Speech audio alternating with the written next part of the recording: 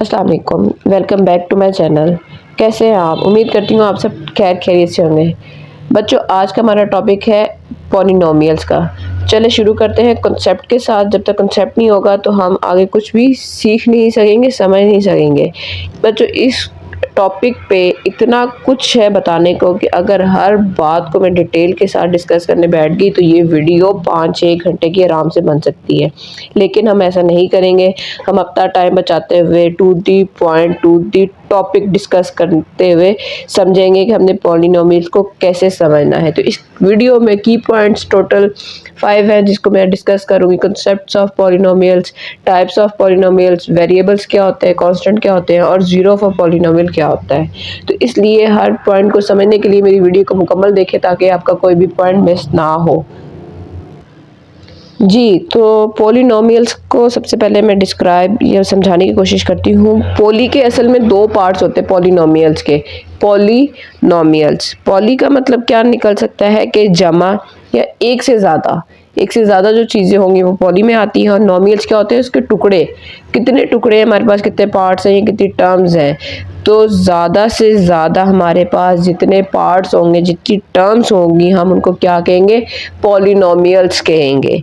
तो इसका मतलब तो बहुत सारे टुकड़े हमारे पास निकलता है कि पॉलिनोमियल का मतलब क्या है? बहुत सारे टुकड़े, बहुत सारे पार्ट्स, बहुत सारी टर्म्स। अब ये मैंने एक्सप्रेशन लिखा है। क्या बच्चों ये पॉलिनोमियल है? जी, ये पॉलिनोमियल है क्योंकि ये एक टर्म है, ये एक अलहदा टर्म है। तो इसका मतलब क्या हो गया कि ये पॉलिनोमियल है। ठीक है, अब मुझे बताएं, क्या y/z क्या ये एक पॉलिनोमियल है? नहीं, ये पॉलिनोमियल नहीं है क्योंकि ये डिवीजन की फॉर्म में एक वैल्यू लिखी हुई है। हमें कैसे पता चलेगा कि कौन सी टर्म पॉलिनोमियल होगी, कौन सी नहीं होगी? इसका सिंपल सा एक मेथड है, ये है कि अगर उसके अंदर एडिशन और सब्ट्रैक्शन का साइन यूज़ हो रहा हो और टर्म्स सेपरेट हो रही हो तो वो हमारे क्या हो जाते हैं? पॉलिनोमियल्स हो जाते हैं। लेकिन अगर मल्टीप्लाई या डिवीजन का साइन आ रहा हो तो इसका मतलब क्या होता है कि वो एक ही टर्म होती है, वो अलग नहीं होती है। तो एक वाली वैल्यू हमारे पॉलिनोमियल्स में ऐड नहीं होती है। सिंपल आप इस चीज़ को ऐसे समझ लें कि पॉलिनोमियल की कंडीशन है कि अगर प्लस या माइनस का कोई भी साइन अप्लाई हो रहा है टर्म्स के बीच में तो वो हमारी एक्सप्रेशन, वो हमारी जो इक्वेशन है वो हमारी क्या होगी? पॉलिनोमियल इक्वेशन, पॉलिनोमियल्स होंगे। ठीक है, और जिसमें मल्टीप्लाई और डिवाइड है तो उस कंडीशन की सूरत में वो हमारे पॉलिनोमियल्स नहीं है, वो सिंपल एक टर्म है, एक नंबर लिखा हुआ है। ठीक है, जैसे अगर मैं कहूँ कि यहाँ पर हमारे पास 2x मल्टीप्लाई बाय b लिखा हो तो क्या ये पॉलिनोमियल है? नहीं। क्या इनको मिला के हम यही लिखेंगे ना 2xb, तो वो एक नंबर है, वो पॉलिनोमियल की फॉर्म में जब तक प्लस या माइनस का साइन नहीं आएगा तो ये चीज़ नहीं होती। जैसे अगर हम यहाँ पे लिख दिया जाए a, तो क्या ये पॉलिनोमियल है? नहीं, ये भी पॉलिनोमियल नहीं है। पॉलिनोमियल नंबर्स कौन से होते हैं? जिनमें बहुत सारे टर्म्स आ रही हों, जैसे कि +x+1 की देखें अलहदा अलहदा हमारे पास कितनी टर्म्स है? 4 टर्म्स है। तो ये वाली इक्वेशन हमारी क्या कहलाएगी? पॉलिनोमियल कहलाएगी। उम्मीद है आपको मेरी बात बहुत अच्छे से समझ आ गई होगी। सिंपल से कॉन्सेप्ट के साथ लेकर आई हूँ ताकि आपको मज़ीद कॉम्प्लिकेशन मैथ्स में बहुत है ऑलरेडी, उससे बच सके। बच्चों, पॉलिनोमियल्स की कुछ और भी कंडीशंस होती हैं। एग्जाम्पल मैं देती हूँ, आपको ज़रा समझने में आसानी हो जाएगी कि आपका एक दोस्त है, फ्रेंड, बेस्ट फ्रेंड कह लें, जो स्कूल में भी था आपके साथ, कॉलेज में भी होगा या है, और यूनिवर्सिटी लाइफ तक वो आपके साथ है। मतलब वो शुरू से लेके वो घर में भी आपके क्लोज फ्रेंड रहा है, आपके साथ रहा है हर चीज़ में। हमने जो भी काम किया, जहाँ उठे बैठे खाया पिया, वो आपके साथ रहा, बेस्ट फ्रेंड की तरह आपके बिल्कुल साथ साथ है। ऐसा दोस्त जो बिल्कुल भी नहीं बदलता और सेम टू सेम रहता है, उन्हें हम क्या कहते हैं? कांस्टेंट्स कहते हैं। ये मैंने एक एक्सप्रेशन लिखा है पॉलिनोमियल्स की। अब ये देखें, इसके अंदर ये वाला जो टर्म है ये कभी भी नहीं बदलेगा। ठीक है, ये सेम टू सेम ही रहेगा उस दोस्त की तरह जो कभी भी नहीं बदला। तो ये चीज़ यहाँ पे हमारे पास क्या होगी? कांस्टेंट होगी।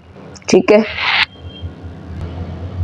समझ आ गई? मतलब यहाँ पे 9 भी है, 4 भी है। ये वाली वैल्यूज वो हैं जो हमारे रियल नंबर्स हैं, जो हमेशा सेम रहते हैं, कहीं पे भी हो, कहीं पे भी रख लें तो ये 9 का 9 ही रहेगा। 1 और 4 ये सेम एग्जैक्ट नंबर ही रहते हैं, ये कभी चेंज नहीं होते। तो इसलिए इनको क्या कहा जाता है? कांस्टेंट कहा जाता है। अब बच्चों कुछ दोस्त पोलिनोमियल्स के अंदर एक और चीज़ भी होती है जिसको एक्सप्लेन करने के लिए मैं बताती हूँ कि कुछ दोस्त हमारे ऐसे भी होते हैं जो बहुत मतलबी होते हैं। जब हमें काम होता है तब तो हमारे वो बहुत अच्छे होते हैं, हमारे साथ हमारी बात सुन रहे होते हैं, पर जब उनका काम पूरा हो जाता है और हमें उनकी ज़रूरत होती है तो हमारे किसी काम नहीं आ रहे थे, हमारी बात नहीं सुन रहे होते, हमें टोटली इग्नोर कर रहे होते हैं। ठीक है, तो ऐसे दोस्तों को हम यहाँ पे क्या कहते हैं, उनको वेरिएबल्स कहते हैं। वेरिएबल्स कौन से होते हैं, जैसे यहाँ पे एक्स की कोई भी वैल्यू हो सकती है। हम अक्सर इक्वेशन में, क्वेश्चंस में ले लेते होते हैं एक्स की वैल्यू, कभी कुछ ले रहे होते हैं, कभी कुछ ले रहे होते हैं। तो यहाँ पे अगर एक्स की वैल्यू हम 2 पुट कर लेंगे तो ये वैल्यू चेंज हो जाएगी, यहाँ पे 7 पुट कर लेंगे तो ये वैल्यू चेंज हो जाएगी। मतलब वो सेम नहीं रहते, एक जैसे नहीं रहते। जो दोस्त एक जैसे नहीं रहते उनको हम क्या कहते हैं, वेरिएबल्स कहते हैं। ठीक है, तो बच्चों सिंपल सी बात थी, पोलिनोमियल्स के अंदर कुछ कांस्टेंट्स मिलते हैं, कुछ वेरिएबल्स मिलते हैं। कांस्टेंट टर्म वो होती है जो दोस्त आपके सेम रहते हैं और वेरिएबल्स वो होते हैं जो चेंज होते रहते हैं। अब बच्चों अब एक बहुत ख़ास बात बच्चों, वेरिएबल जो भी हो, जैसा भी हो, लेकिन उसकी डिग्री हमेशा क्या होती है, पॉजिटिव होती है। मतलब हमारे पास यहाँ पे जो भी वैल्यू होगी उसके ऊपर जो भी पॉजिटिव वैल्यूज़ दी हुई है वो हमेशा क्या होंगी, पॉजिटिव ही होंगी। रियल नंबर्स होंगे और पॉजिटिव होंगे। ठीक है, पॉलिनोमियल की ये कंडीशन है, ये शर्त है एक, कि उसकी पावर हमेशा हमें क्या मिलनी चाहिए, पॉजिटिव मिलनी चाहिए। आखिरी बात पॉलिनोमियल्स की बच्चों ये होती है कि पॉलिनोमियल्स जो होते हैं उनकी जो स्टैंडर्ड फॉर्म लिखी जाती है वो हमेशा या तो असेंडिंग ऑर्डर में लिखी जाती है या डिसेंडिंग ऑर्डर में लिखी जाती है। इंक्रीजिंग ऑर्डर कह लें या डिक्रीजिंग ऑर्डर कह लें, ये कैसे पता चलता है, ये तो बेसिक सा कॉन्सेप्ट है। जो असेंडिंग ऑर्डर होता है वो छोटे से बड़े की तरफ होता है और जो डिसेंडिंग ऑर्डर होता है वो बड़े से छोटे की तरफ होता है। जी देखें, ये हमारे पास डिसेंडिंग ऑर्डर लिखा हुआ है, डिक्रीजिंग फॉर्म लिखी हुई है 4 3 2 1 एंड कांस्टेंट, और ये हमारे पास असेंडिंग ऑर्डर, इंक्रीजिंग ऑर्डर लिखा हुआ है। पहले कांस्टेंट आ गया, फिर उसकी वेरिएबल की पावर 1 2 3 नहीं है, 4 आ गई है। तो स्टैंडर्ड फॉर्म में बेसिक चीज़ हमारे पास या तो असेंडिंग ऑर्डर होगा या डिसेंडिंग ऑर्डर होगा। उम्मीद है इन तमाम चीज़ों को अच्छे से समझने के बाद आपको पॉलिनोमियल समझ आ गए होंगे कि पॉलिनोमियल्स होते क्या हैं। पॉलिनोमियल्स मुख्तसर से दोबारा से आपको बता रही, फिंगर्स के ऊपर हम करते हैं। पॉलिनोमियल्स क्या होते हैं, बहुत सारे उनके पार्ट्स होते हैं, टर्म्स होते हैं, कांस्टेंट नंबर्स होते हैं, वेरिएबल नंबर्स होते हैं, वेरिएबल्स होते हैं, और उनकी पावर क्या होती है, कभी भी नेगेटिव नहीं होती। और स्टैंडर्ड फॉर्म क्या होती है उनकी, हमेशा असेंडिंग या डिसेंडिंग ऑर्डर में होती है। अब इस तमाम सिनेरियो के बाद हमारे पास जो डेफिनेशन बनती है पॉलिनोमियल्स की वो मैंने लिखी है, ax² + bx + c is a polynomial. ये जो टर्म है, ये तमाम टर्म्स क्या है, पॉलिनोमियल्स हैं, where a b and c are real numbers. क्या पहली शर्त क्या थी कि बहुत सारी टर्म्स हो, तो ये देखिए हमारे पास 3 टर्म्स है, बहुत सारी टर्म्स हैं, पॉलिनोमियल बन गया। दूसरी कंडीशन क्या थी कि कांस्टेंट टर्म्स होनी चाहिए उसके अंदर, तो हमारे पास a b और c कांस्टेंट है जो कि रियल नंबर्स हैं। वेरिएबल हमारे पास x गिवन है जो कि चेंज हो जाता है। और चौथी कंडीशन क्या थी कि हमारे पास असेंडिंग या डिसेंडिंग ऑर्डर में वैल्यूज लिखी होनी चाहिए स्टैंडर्ड फॉर्म में। तो ये देखिए हमारे पास डिसेंडिंग ऑर्डर में हमारे पास वैल्यूज लिखी हुई है। तो उम्मीद है बच्चों आपको मेरे तमाम पॉइंट्स बहुत अच्छे से समझ आ गई होगी। अगर आप मेरे चैनल पर न्यू हैं तो मेरे चैनल को सब्सक्राइब कर लें, और मेरी वीडियोस पसंद आ रही हैं तो वीडियो को लाइक भी कर लें और अपने दोस्तों के साथ ज़्यादा से ज़्यादा शेयर करें ताकि ये इन्फॉर्मेशन उनको भी मिलती जाए। और बेल आइकन का बटन ज़रूर प्रेस कर लें ताकि हर नई आने वाली वीडियो आपको टाइम से मिलती रहे। अब हम चलते हैं टाइप्स ऑफ पॉलिनोमियल्स पर। जी, ये मैंने क्या किया है, पॉलिनोमियल से टाइप्स निकाली हैं, पर किस कंडीशन पर, इसकी 2 टाइप्स एक्चुअली बनती हैं। एक on the basis of terms, types of polynomials on the basis of terms. पहली टाइप इसमें क्या बनती है, मोनोमियल, सेकंड क्या होती है, बाइनोमियल, और थर्ड क्या होती है, ट्राइनोमियल। अब मोनोमियल कौन सी टाइप है, मोनोमियल वो टाइप होती है जिसमें हमारे पास सिंगल वन टर्म के एलिमेंट टर्म्स होती हैं। वन टर्म होती है मतलब कोई भी नंबर हो पर वो सिंगल लिखा हो, जैसे 2 - 2x 3x³ और -9y4, ये अलग-अलग हैं, इनके दरमियान कोई साइन नहीं आ रहा, तो ये क्या होगी, मोनोमियल होगी। अब जैसे कि वीडियो के स्टार्ट में मैंने एक एग्जांपल दी थी y/z, तो वो मैंने कहा था कि क्या ये पॉलिनोमियल है? जी वो पॉलिनोमियल नहीं था, वो क्या था? वो मोनोमियल था। ठीक है, मोनोमियल जो होता है वो कभी भी पॉलिनोमियल्स नहीं होते, क्योंकि पॉलिनोमियल्स में क्या है, ज़्यादा टर्म्स हमारे पास होनी चाहिए। ठीक है, और मोनोमियल में क्या है, सिंगल वन टर्म होती है। उम्मीद है समझ आ गई होगी पॉलिनोमियल की भी और मोनोमियल की भी। सेकंड टर्म हमारे पास मोनोमियल होती है, बायनोमियल होती है। बाय मतलब ज़्यादा, टू बाईसाइकिल से आप एज्यूम कर लें, बाईसाइकिल, तो उसमें बाय के साइकिल के 2 टायर्स होते हैं, तो इसमें क्या होगा, 2 हमारे पास पावर होगी, 2 टर्म्स होंगे, सॉरी ये टर्म्स वाली है तो इसमें 2 टर्म्स होंगे, जिस तरह एक्स स्क्वायर माइनस एक्स, और यहाँ पे एक दो वैल्यूज यहाँ की भी हैं, y38 माइनस 6, तो यहाँ पे भी 2 टर्म्स है। ठीक है, ट्राइनोमियल में क्या होता है, ट्राइनोमियल में 3 टर्म्स होती हैं, ट्रिपल। ठीक है, तो 1 2 एंड 3, और इसकी एग्जांपल एक और दी है, x square square root of 2 x और माइनस एक्स स्क्वायर, तो ये भी 3 टर्म्स है, ये भी 3 टर्म्स है, तो ये ट्राइनोमियल है। ये पॉलिनोमियल की वो एग्जांपल्स थी, टाइप्स थी on the basis of terms. ठीक है, उम्मीद है ये आपको अच्छे से समझ आ गई होंगी। अब सेकंड टाइप में जो इसकी बनती है ना, वो मैं आपको बताती हूँ।